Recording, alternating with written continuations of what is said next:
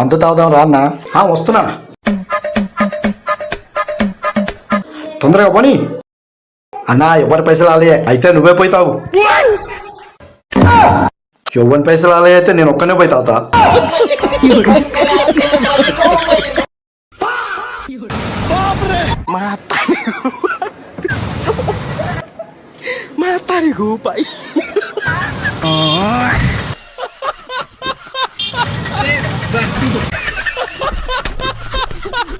సెటో ఏమైంది బయట కూర్చున్నావు?